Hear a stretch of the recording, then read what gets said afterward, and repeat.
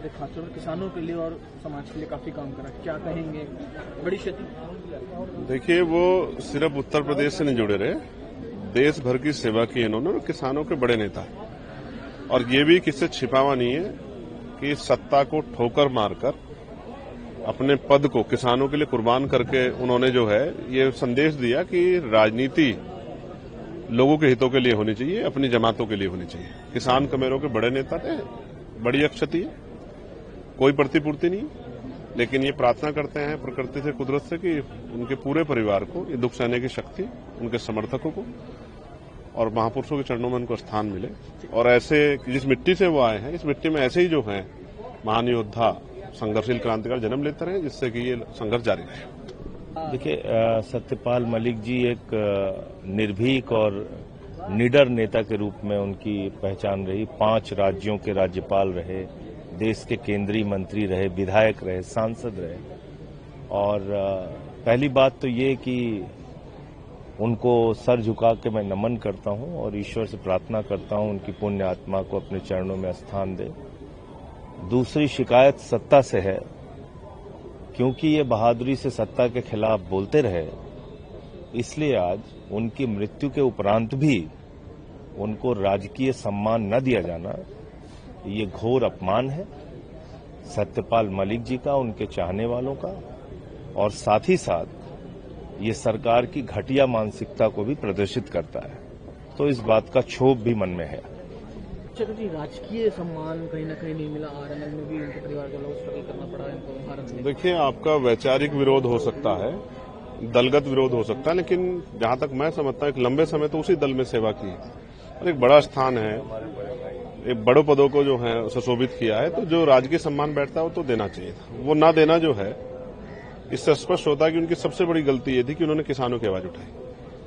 तो मैं इस बात से दुखी हूं कि जो सम्मान उनको मिलने चाहता, राजकीय सम्मान, वो सरकार ने नहीं दिया। लेकिन इस बात की खुशी भी है कि जो इस बहादुर आवाज के साथ तब खड़े थे, वो आज भी खड़े हैं और वो खड़े रहेंगे।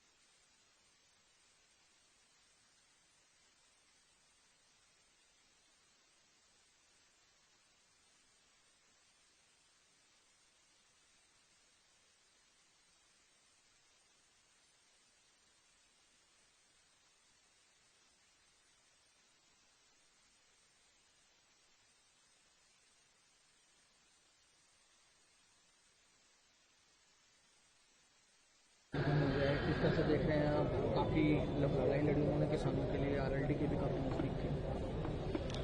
देखिए, देश की राजनीति में एक बहुत बड़े योद्धा के जाने से एक आवाज आज समाप्त हो गई है।